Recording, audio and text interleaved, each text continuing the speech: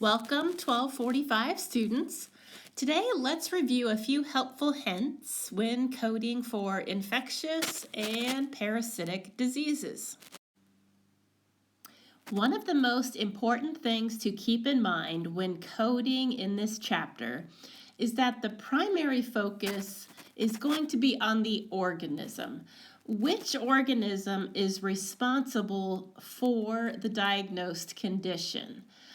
Which bacteria or virus or fungus or even parasite is responsible for the condition. So here is a list of some common organisms, just to give you an idea of what we are addressing in this chapter. As an example of the organism serving as the primary focus in this chapter, let's take a look at the medical documentation of chronic cystitis due to gonococcus. So we have this inflammation or infection of the bladder. That's a chronic condition caused by the gonococcal organism. So let's take a look at the alphabetic index and see what we can find. We will start with that main term for the condition of cystitis. And then as we scroll down through these subterms, we come to find that chronic and gonococcal are both listed as subterms and both in this same first indentation level, this first shaded level. So they're at the same indentation level at subterms. So what do we do? Which code should we choose here? Well, this is where it's important to remember the rule that the organism will take precedence over any generalized term, such as acute or chronic. So here our final code will be the A54.01. Again, gonococcal, the organism will take precedence over the generalized term. And then, of course, we will definitely go check the tabular list to see if there are any accompanying instructional notes that go along with this code.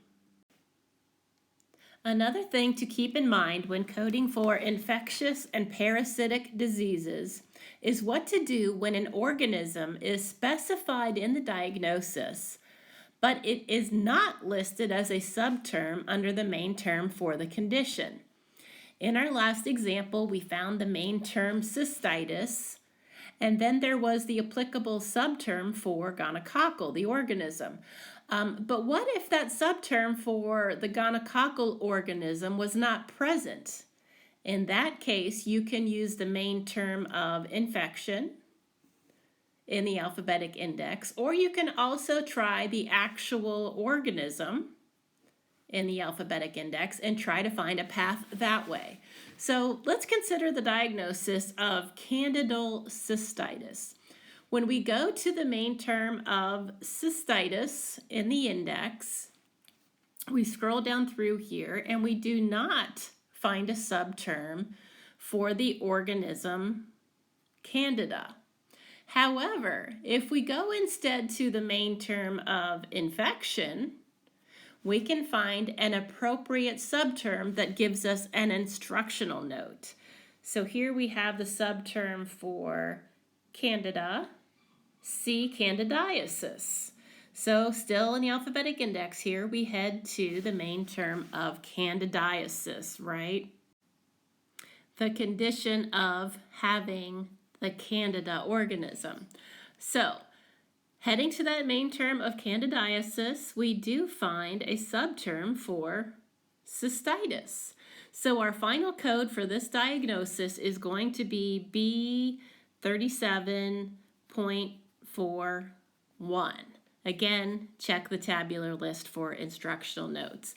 But at the end of the day, just know that if you have trouble at first finding the appropriate subterm under a main term when it comes to these organisms, just know that infection and then the actual organism can help you find a route in the index.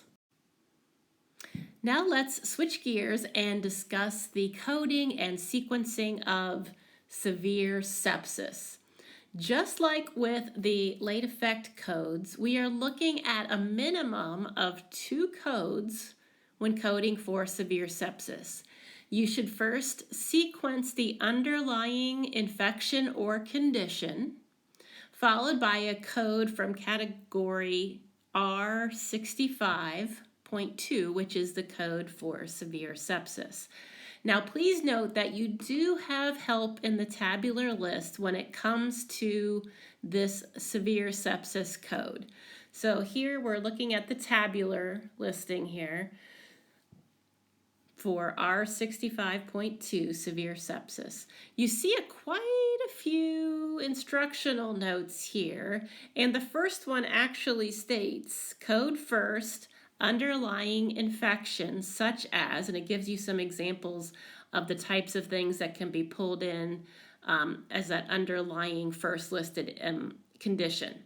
So this requirement of 2 codes and the instructional notes of code first help to remind us that this R65.2 code can never be used as a principal or first listed diagnosis. Another concept to keep in mind within this chapter is the coding of HIV or AIDS.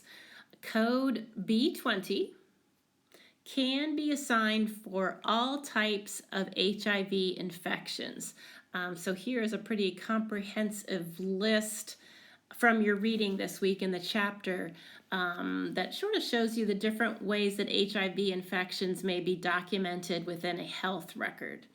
Any of these documentation phrases will warrant the use of code B20. Please remember that when a patient is admitted for an HIV infection or any complication that is related to an HIV infection, code B20 will always be sequenced first. So again, if the admission is for the HIV infection or for any complication of the HIV infection, B20 is sequenced first. However, if the patient is admitted for a condition that is completely unrelated to the HIV, then we need to reevaluate this sequencing rule. So for example, let's say that an HIV patient is admitted to the hospital for a few days due to a severe traumatic fracture that resulted from falling from a tree. They needed surgery. They're there for 2 days. They were admitted. The fracture was unrelated, and it was also not a complication of the HIV infection. So the fracture would be the first listed or principal diagnosis, as it was occasioning the admission and treatment. But then you would definitely want to bring in that B20 as a secondary diagnosis code, as it would affect the treatment given by the clinical staff, and also it pulls in some reimbursement considerations.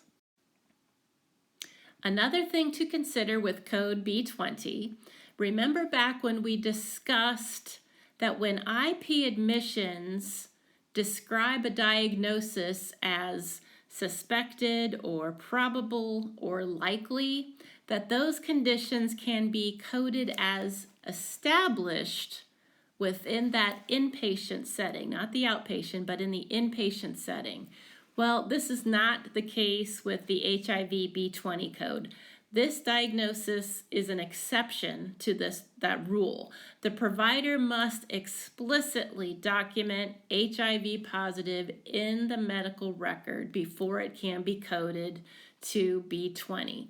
So even if the coder sees an HIV positive test somewhere within the lab results, B20 cannot be assigned unless the physician explicitly states it within the health record. There could be legal or moral complications for coding that diagnosis if it turns out not to truly be the case. Another exception to the rule that is discussed in this chapter also comes down to the Zika virus. If that is also documented as suspected or probable, then we could not use that A92.5 code. Have a great week. Remember to check the Coding Roundtable often and feel free to post questions anytime. Happy coding!